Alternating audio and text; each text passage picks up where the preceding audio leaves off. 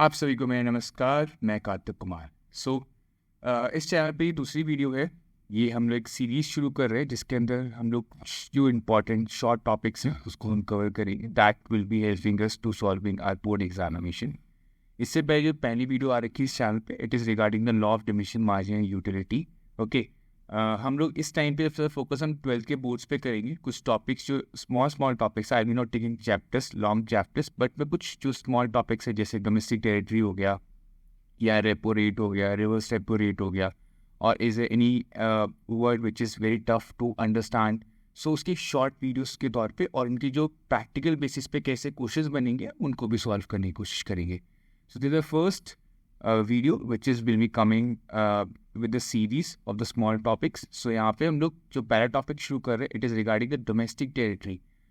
Domestic territory के regarding हमारे पास जो क्वेश्चंस आते हैं वो अगर आपने कुछ ध्यान दिया होगा अपनी क्लासेस में या फिर आपने बोर्ड एग्जामिनेशन के प्रीवियस क्वेश्चन पेपर्स देखे होंगे तो आपने कुछ क्वेश्चंस को आपने बहुत गंभीर तरीके से आपने देखा होगा जहाँ पे ये पूछा गया था कि एक पर्टिकुलर पर्सन है जो कि एक पर्टिकुलर कंट्री में पर्टिकुलर एरिया में काम करता है, तो क्या उसकी income is the income of that particular person should be included in the domestic income और it should be included as national income. So basically आपको इसके रिगार्डिंग आएगा। So before answering those type of question we need to understand what is the domestic territory. First of all, let's highlight these words. What are these words? Tells you about. Let's just have this let me just give you a small idea about the territory. Territory basically इलाका जिसको हम हिंदी में बोलते हैं। आपने बहुत बार देखा होगा, फिल्मों में आपने बहुत बार देखा होगा जहाँ पे जैसे कि अगर एक जगह मर्डर हो गया, क्राइम हो गया है, सो जो पर्टिकुलर पुलिस रिस्पेक्टिव कंट्री की जो पुलिस होती है, सॉरी स्टेट की जो पुलिस होती है, वो ये बोलती है ये हमारे जुरिडिक्शन में नहीं आता। बेसिकली ये जो एरिया है वो हमारी टेरिटरी का पार्ट नहीं है, सो हम लोग यहाँ पे काम नहीं करेंगे। Okay, so that is a territory कि आपका इलाका। अगर जैसे आपका एक घर है, आप लोग का एक घर है, तो आप लोग का जो घर होगा वो आपकी टेरिटरी है, ठीक है, आपकी खुद की प्रॉपर्टी है, तो उसके आसपास पे कोई भी नहीं आ सकता। इसका एक और एग्जांपल देता हूँ जाकर मैं, ठीक है। अगर आपको ध्यान होगा आपके स्कूल में आपने बहुत बार ये चीज़ की होगी आपने कि you are sitting with your friend class में और आपकी उसके साथ कोई लड़ाई होगी, ठीक है, किसी बात को लेके कि भाई तेरे एग्जाम अच्छा आ गए, लेकिन सॉरी नंबर अच्छा आ गए या कुछ हो गया, एनीथिंग। ओके, सो डिसाइडेड कि यार अपना तेरी टेबल ये क्लाइन खींच दी मैंने बराबर तरीके से, ये वाला एरिया तेरा है, ये वाला एरिया मेरा है। बहुत बार किया होगा आप लोगों को, स्कूल में किया होगा कि यार एक लाइन हमने बांट दी है, फिर हम इस चीज़ पे डिस्कशन चलती है कि भाई ये चीज़ तेरी है, ये चीज़ मेरी है। सो बेसिकली आपने दोनों की टेरिटरी बांट ली है, ठीक है, कि जो भी होगा मैं मेरी टेरिटरी में यूज़ करूँगा और आप अपनी टेरिटरी में यूज़ करोगे, ठीक है। सो बेसिकली टेरिटरी हम लोग इस चीज़ों में यूज़ करते हैं। और जब हम बात करते हैं डोमेस्टिक, सो डोमेस्टिक की जब हम बात करते हैं तो बेसिकली हमारी इनलैंड टेरिटरी क्या होती है उसके बारे में हम समझेंगे, ठीक है। सो पहले हम समझते हैं डोमेस्टिक टेरिटरी क्या होता है। देखो, before heading towards these things definition की, देखो जब हम बात करते हैं डेफिनेशन की तो that's is the fact. Okay, fact आप आराम से रिवीजन करेंगे, आपको याद आ जाएगा, ठीक है, आप याद कर लेंगे, but main focus on the concept. अगर आपको कंसेप्ट आपको क्लियर है, so it is very simple to you remember the facts. आपको बहुत आसानी होगी जाके, बिकॉज एग्जामिनेशन में आपके फैक्ट्स ऑफकोर्स काम करेंगे जाके, ठीक है, but more your concept, because हमें ये पता है कि आज के टाइम पे जितने हमारे पेपर बन रहे हैं वो मोस्टली कंसेप्चुअल बेस ज़्यादा बन रहे हैं। क्वेश्चन आपके जो कंसेप्ट पे हैं वो डायरेक्ट नहीं पूछे जाएंगे, आपसे घुमा फिरा के क्वेश्चन पूछे जाएंगे, ठीक है। So let's just focus on the concept. Okay, so first of all we will be discussing about what is the domestic territory. Okay, so जब हम बात करते हैं डोमेस्टिक टेरिटरी की, let me just change the colour, I think yeah white is pretty good. So जब हम बात करते हैं डोमेस्टिक टेरिटरी की तो सबसे पहले यहाँ पे आता है जोग्राफिकल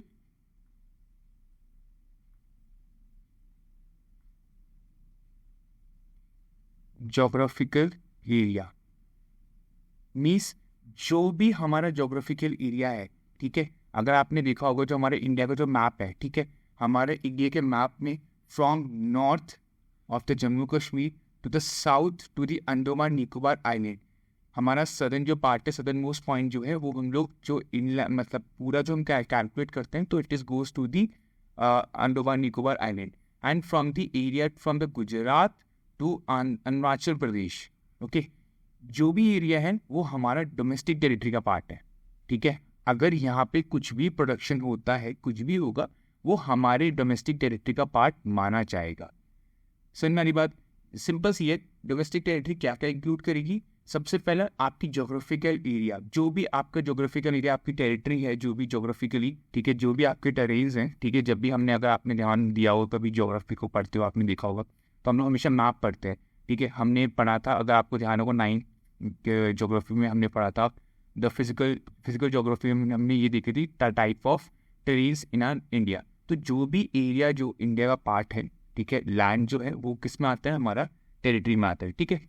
सेकेंडली हम लोग किस चीज़ को बोलते हैं जाके हमारे टेरिटरी का पार्ट? जब बात आती है एम्बेसी की। अब सबसे पहले ये देखते हैं एम्बेसी होती क्या है। एम्बेसीज अगर आपने देखा होगा, अगर जैसे if you had went to a Delhi, तो आपने दिल्ली में देखा होगा बहुत सारी एम्बेसीज हैं। मतलब यूएस की आपने वहाँ पे एम्बेसी देखी होगी, आपने यूरोप की एम्बेसी देखी होगी, आपने कैनेडियन एम्बेसी देखी होगी।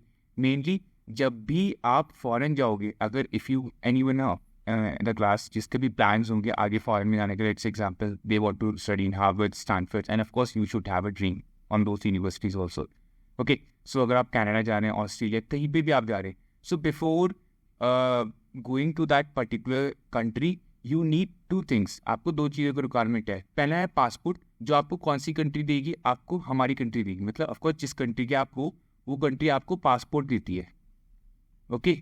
उसके बाद जो कंट्री आपको वीज़ा देगी, ओके, आपको एक वीज़ा मिलता है, वो आपको पर्टिकुलर कंट्री के एम्बेसी प्रोवाइड करती है। अगर आप यूएस जाना चाहते हो तो आपको यूएस की एम्बेसी आपको वो पर्टिकुलर आपको क्या देगी? आपको वीज़ा प्रोवाइड करवा के दे देगी कि आपका ये वीज़ा है और आप इसके थ्रू आप जा सकते हो। तो आप उसकी एक टाइम पीरियड होता है, उस टाइम पीरियड के अंदर जा सकते हैं। सो यूएस, जब हम बात करते हैं इंडिया के अंदर जो यूएस की एम्बेसीज हैं, ठीक है, तो वो जो टेरिटरी है, अगर हम एक मैप देखेंगे और एक टेरिटरी के अंदर यूएस एम्बेसी बनी हुई है, ओके, और यहाँ से एक रोड जा रही है जो कि इंडिया गेट के लिए जाती है, एक ये रोड है जो सीपी जाती है, okay. These are some areas in Delhi, okay, I am just taking example, okay. So ये रोड हमारा इंडिया का पार्ट होगा। पास में इसके जो गार्डन है वो इंडिया की डोमेस्टिक टेरिटरी में होगा। मगर जब हम बात करते हैं उस बिल्डिंग की जहाँ पे वॉल्स क्रिएटेड हैं, that is the domestic territory of United States of America. So इसके अंदर कुछ भी होगा वो यूएस की जुरिडिक्शन में आएगा। US, United States of America की एम्बेसी जो है होगी वो उनकी डोमेस्टिक टेरिटरी में आएगी।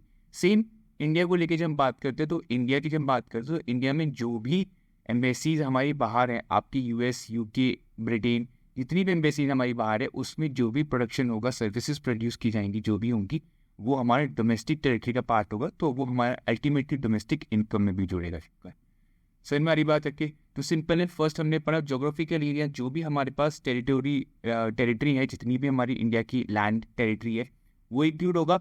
सेकेंडली आपकी एम्बेसीज, जितनी भी आपकी एम्बेसीज है अराउंड द वर्ल्ड, ठीक है, वो सारा हमारा इंडिया का पार्ट माना जाएगा, ठीक है। नेक्स्ट हमारे पास क्या होते हैं? हमारी शिप्स एंड एयरक्राफ्ट्स।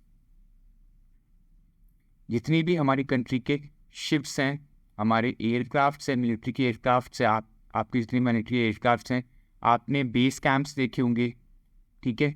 जैसे कि अभी I think last, if I am not wrong, last year शायद से, या last year if I am not wrong, last year I think so, Turkey में अर्थक्वेक आया था। तो उस टाइम पे पैरामिलिट्री ने वहाँ पे एक अपना वो लगाया था, इंडिया की जो पैरा फोर्सेज हैं, फील्ड हॉस्पिटल, तो उन्होंने वहाँ पे एक हॉस्पिटल बेस बनाया था। तो वो जो एरिया अगर वहाँ पे बेस बन रहा है, तो वो इंडिया का बेस माना जाएगा, मतलब इंडिया की टेरिटरी मानी जाएगी। सो जितनी भी हमारे मिलिट्री स्टैब्लिशमेंट हैं जो कि बाहर लोकेटेड है, हमारे स्पेस क्राफ्ट हैं, शिप्स हैं, हमारे शिप कैरियर्स होते हैं, जितने आपने देखो INS विक्रांत हो गया, है ना, INS विक्रमादित्य हो गया, तो जितनी भी ये हमारे शिप्स होते हैं, ये भी हमारे इंडिया का पार्ट होगा, चाहे वो कहीं भी हों। आपने देखा होगा बहुत बार जो इंडियन आर्मी होगी, हमारी इंडियन आर्मी है, हमारी इंडियन एयरफोर्स है, इंडियन नेवी है, सो दे गो फॉर दी कैंप्स। आपने देखो बहुत सारी वो लोग क्या कहते हैं, मतलब इसके लिए जाते हैं, एक्सरसाइज के लिए जाते हैं। तो जब भी वो लोग जाते हैं, तो आपने देखा होगा, अगर लेट्स एग्जांपल इंडियन नेवी गई है एक्सरसाइज की जापान में, तो साथ में अपने स्पेस कैरियर लेके जाएंगे, सॉरी शिप कैरियर्स लेके जाएंगे, ओके। आपके एयरक्राफ्ट कैरियर्स लेके जाएंगे, एयरक्राफ्ट जाएंगे बहुत सारे, ठीक है। सो वो जो एरिया जो है ना, वो जो एरिया है आपका स्पेस क्राफ्ट कैरियर का जो एरिया है, जैसे अगर आप मान के चलो ये आपका एक कैरियर है, ठीक है, जो कि शिप कैरियर है, ठीक है। एयरक्राफ्ट कैरियर, यहाँ पे एयरक्राफ्ट होंगी, इसके अंदर हेलीकॉप्टर्स होगी, इंडियन नेवी के पर्सनल्स होंगे, सब लोग होंगे। तो ये जो एरिया है ना, ये एरिया माना जाएगा डोमेस्टिक टेरिटरी माना जाएगा इंडिया का। ठीक है, नेक्स्ट हम बात करते हैं हमारे कुछ और, हम थोड़ा डिस्कस करते हैं जब हम बात करते हैं फिशिंग वेसल की। Okay, fishing vessel and your oil and natural gas, oil and natural gas rigs. Okay, तो अभी क्या होता है, देखो जितनी हमारे फिशिंग वेसल, जैसे लेट्स से एग्जांपल जो आपने अगर देखा होगा कि हमारे जो इंडिया का सदर्न पार्ट है, ओके, तमिलनाडु एंड केरला का जो पार्ट है, तो वहाँ पे बहुत सारे फिशिंग कम्युनिटी के लोग रहते हैं। तो जब वो अपने वेसल लेके जाते हैं तो वो जो ओन कीप कौन करता है, वो इंडिया ओन करता है, ऑफकोर्स इंडियन रेजर्स ओन करते हैं, तो वो इंडिया के होंगे। और वो हमारे को जो हमें जो एक नॉटिकल माइल्स मिला है वो 12 नॉटिकल माइल्स तक मिले। तो जो हमारा एरिया, जो, हाँ एक और बात, जोग्राफिकल एरिया में हमारा जो लैंड एरिया है ना, जैसे example this is southern part, तो हमारे बेस से हमारे 12 नॉटिकल माइल्स तक आपका जो भी एरिया होगा वो डोमेस्टिक टेरिटरी का पार्ट होगा, ये याद रखना आप लोग। ठीक है, फिशिंग वेसल इन ऑयल या नेचुरल गैस रिग्स, ये आपने देखा होगा बहुत बार, जब आप ओशन में जाओगे ना, आपने देखो ओशंस में ना कुछ स्टैब्लिशमेंट खड़े होते हैं। जैसे ये हमारा लेट्स से एग्जांपल, आपका ये ओशन है, ये पानी है, ठीक है, यहाँ पे आपके देखा होगा आपने ना एक ऑयल ये स्टैब्लिशमेंट खड़ा होगा, यहाँ पे ना ऊपर मतलब मशीन्स वगैरह कुछ लगी होंगी जाके। So these are the oil extraction और नेचुरल गैस एक्सट्रैक्शन रिग्स, जहाँ से नेचुरल गैस और ऑयल निकाला जाता है। ठीक है, जो कि जितनी हमारे पास नेचुरल रिसोर्सेज है सब हमें लैंड पे नहीं मिलती, बहुत सारी हमारी वाटर से भी आती हैं, जो कि हमारे नीचे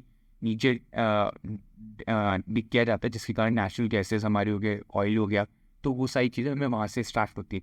तो जितने हमारे फिशिंग वेसल हैं, हमारे oil and natural gas rigs हैं, जो कि इंडिया जो है वो इंडिया जो रेजिडेंस है वो एक्वायर करते हैं, वो ओन करते हैं, तो दैट दो on territories will be comes under the India's domestic territory. Okay, I hope आपको यहाँ तक समझ में आया होगा। ठीक है, आगे बढ़ते हैं, एक फिफ्थ पॉइंट हम समझते हैं यहाँ पे जाकर कि जितनी भी आपकी साइंटिफिक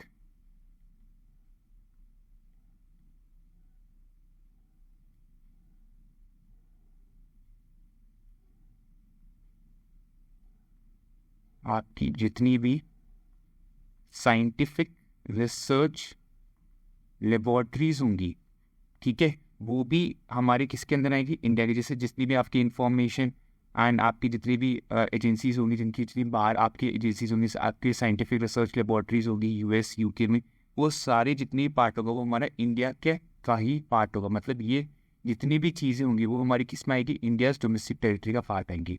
जोग्राफिकल एरिया हो गया, हमारे एम्बेसीज हो गए, हमारे spacecraft carrier base camps हो गए, हमारे जितनी भी हमारे पास fishing vessel and oil natural rigs हो गए, हमारे साइंटिफिक रिसर्च लेबॉर्ट्रीज होगी। तो ये जितनी भी चीज़ें अगर अब्रॉड में हैं, हमारी embassies, ship and aircraft basis, fishing vessel, oil natural gas rigs हो गए, हमारे साइंटिफिक रिसर्च लेबॉर्ट्रीज हो गए, these comes under the domestic territory. तो इसका मतलब क्या है, ये जितनी भी यहाँ पे प्रोडक्शन होगा, सर्विसेज जनरेट होंगी, these comes under the you can से आपका किसका पार्ट होगी, हमारी डोमेस्टिक टेरिटरी का पार्ट होगी। तो ये हमारे डोमेस्टिक इनकम में जुड़ेगी आपका। ठीक है, इसको let's heads towards the main definition क्या होती है, तो इसको समझते हैं। देखो so domestic territory refers to the geographical area I told you under the government of India. जो भी आपका जोग्राफिकल एरिया है गवर्नमेंट के अंदर आ रहा है, government of a country, okay, within which person good capital circulate freely, जहाँ पे भी आपका गुड्स एंड सर्विसेज फ्रीली हो सकता है। जैसे अगर आज लेट्स से एग्जांपल, अगर आपको आज इंडिया से आपको ना सामान कुछ एक्सपोर्ट करना है पाकिस्तान में, okay, so it will require certain licence, certain agreements यहाँ पे आपको गवर्नमेंट से आपको लेना पड़ेगा। मतलब it's not easily you can export and import from another country, okay, वहाँ पे इतना फ्रीली नहीं हो सकता है। ऑफकोर्स हमने बहुत सारे ट्रेड एग्रीमेंट साइन कर रखे हैं, we always a part of the WTO world trade organisation, जिसके कारण हम फ्रीली ट्रेड कर सकते हैं। But mainly there are some restriction, आपको टैक्स भरने पड़ेगा, आपको you need to go certain process. But जब हम बात करते हैं अपनी कंट्री की, अगर एक पर्सन महाराष्ट्र में बैठा है, उसके पास आम है, ठीक है, और उसको दिल्ली में बेचने हैं, सो उसको कोई रिस्ट्रिक्शंस नहीं है जाके, वो आराम से अपना by road, by you can say by air, ठीक है, वो अपना सामान बेच सकता है, दे सकता है, जाकर दिल्ली में जाके बेच सकता है, तो देयर इज नो रिस्ट्रिक्शन। तो जिस भी जहाँ पे भी कंट्री के अंदर, जिसके अंदर एक पर्सन आपका गुड या कैपिटल सर्कुलर फ्रीली घूम सकते हैं इधर से उधर, ठीक है, तो that is a part of domestic territory. Okay, this include your water, land, water, air space within its recognise border. जितने भी आपका लैंड है, हमने पानी के बारे में पढ़ा था, जो आपका 12 नॉटिकल माइल्स तक हमारे इंडिया का पार्ट होगा। आपका एयर स्पेस मीन्स, जैसे अगर आप देखेंगे कि एक यूएस का स्पेस में हमारा स्पेस स्टेशन है, तो वो यूएस का है, तो वो जो डोमेस्टिक टेरिटरी होगी ना, वो भी यूएस की होगी। तो वहाँ पे जो भी गुड्स और सर्विसेज, जो भी जितना भी पार्ट होगा, वो उनकी डोमेस्टिक टेरिटरी का पार्ट होगा, that will be include in their domestic income, ठीक है। Now let's discuss about some of the areas जो इंक्लूड होंगे, इसको थोड़ा समझते हैं। Political frontier including territorial land, water and space, air space, ये चीज़ हमने पहले भी देखी है। जितनी भी आपका ज़मीन, आपका पानी, आपका वायु, जितना भी आपका एरिया जो आपके इंडिया में है, वो हमारे इंडिया का पार्ट है। अब जब एक और बात समझाता हूँ, जब हम बात करते हैं एयर स्पेस की, तो आपने देखा होगा बहुत बार क्या बोलते हैं जिसे आपने कुछ आपने पॉडकास्ट में या कुछ आपने न्यूज़ में देखा होगा कि इंडिया के अगर प्लेन अगर हाईजैक हो जाए, ठीक है, तो वो अगर वो इंडिया के अंदर है, मीन्स हमारे इंडिया के बॉर्डर से नहीं गया है, तो मीन्स वो अभी इंडियन स्पेस, एयर स्पेस में। अगर बाहर चला जाए तो इंडिया कुछ ज़्यादा नहीं कर पाती, ऑफकोर्स कर सकती, but there some restriction. But जब तक वो इंडियन टेरिटोरियल एरिया में है, वहाँ पे हम ये बोलेंगे ना कि वो हमारा क्या है, हमारा एयर स्पेस है। तो अगर हमारे एयर स्पेस में मीन्स हमारा जितना भी टेरिटोरियल लैंड है, उसके ऊपर जितना भी एयर बेसिकली जितना भी स्काई है, वो इंडिया का पार्ट है। तो यहाँ पे किसी को भी फ्लाई करना है, किसी they need some certain agreement, they need certain requirement of licence, जो कि उनको चाहिए होंगे। ऐसे कोई भी हमारी एयर स्पेस में आके लैंड नहीं कर सकता। आपको पता होगा, जाके जब भी कुछ भी होता है, जाके ऐसी चीज़ें होती हैं, ठीक है, तो सर्टेन वहाँ पे एरियाज जो होते हैं वो हाई अलर्ट पे चले जाते हैं, ठीक है। इसको एक बार फोटो दिखा देता हूँ आप लोग को। जब हम बात करते हैं पॉलिटिकल फ्रंटियर्स की, तो ऑफकोर्स जितने भी आपके वाटर्स एरियाज हैं वो, और ऑफकोर्स जो भी आपका एयर स्पेस है, मतलब अगर हम एक मैप को देखते हैं, इंडिया के एक मैप हमारा, ठीक है, हम जो इंडिया का मैप देखते हैं, उसमें जितना भी एयर स्पेस है, जो भी हमारा एरिया है, स्काई है, वो हमारा एयर स्पेस का पार्ट आता है, ठीक है। Is it clear?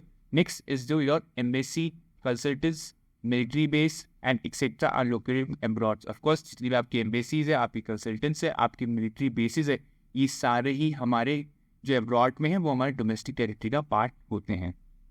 Next, space craft, ship हो गया, आपके एयरक्राफ्ट हो गए, आप जो भी ऑपरेटेड है by the residence between the 2 और मोर कंट्रीज। ये समझना, जो भी शिप्स आपके aircraft operated by the residence between the 2 और मोर कंट्री, जो अगर हमारे रेजिडेंस ऑपरेट कर रहे हैं, उनको ओन करते हैं। अगर अंबानीज का कोई प्लेन है, बाहर है, जा रहा है, ठीक है, तो अंबानी का जो प्लेन का जो एरिया होगा, वो डोमेस्टिक टेरिटरी का ही पार्ट होगा इंडिया की। ये बात को समझना, ठीक है। नेक्स्ट, हमारे fishing vessel, oil and natural gas rigs etcetera operated by the residents in the international waters और other area over which the country enjoy exclusive rights. जो जितनी भी आपकी ये फिशिंग वेसल हो गए, आपके oil and natural gas rigs हो गए, जो कि ऑपरेट इंडियन करते हैं, जितनी भी आपके इंडिया के जो रेजिडेंट्स हैं ना, वो ओन करते हैं, okay, that will be called the part of the Indian territory, वो हमारे डोमेस्टिक टेरिटरी का पार्ट होंगी, ओके। थोड़ा समझते इसको हम फोटोज़ के द्वारा थोड़ा एक बार वापस देखते हैं इनको, ठीक है। Embassies, consultants and your military bases, ठीक है। सो एम्बेसी जैसे ये यूएस के अंदर इंडियन एम्बेसी है। सो ये जो एरिया जो होगा, मतलब जितना भी एरिया जो है, ये हमारे इंडियन डोमेस्टिक टेरिटरी का पार्ट माना जाएगा, ठीक है। ये न्यूजीलैंड में कंसल्टेंट जनरल ऑफ इंडिया, ठीक है, ये सारे जितने एरियाज होंगे, that will be comes under the domestic territory of India. Next, your fishing vessel, oil and natural gas reserve, ये होते हैं सी, इनको बोलते हैं हम लोग oil and natural gas rigs. यहाँ से मतलब एक मशीनरी यहाँ पे होती है, they dig into the water, और वहाँ से लोग एक्सट्रैक्ट करते हैं जितनी भी हमारी नेचुरल रिसोर्सेज है, ऑयल है, वो सारा वहाँ से आता है। Is that clear? I hope आपको ये कंसेप्ट आपको समझ में आएगा डोमेस्टिक टेरिटरी का।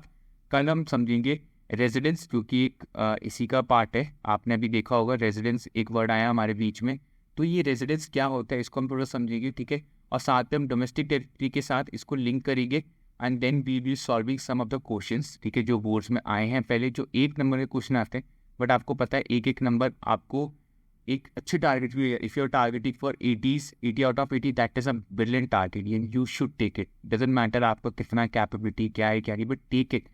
At least just have in your mind कि नहीं यार मेरे को 80 स्कोर करना है। ओके, आई होप आपको ये कंसेप्ट समझ में आया होगा। Will be coming with the next video also regarding the residence, जहाँ पे हम इनके क्वेश्चन सॉल्व करने की कोशिश करेंगे। And until then, just take care of yourself. Goodbye, study hard.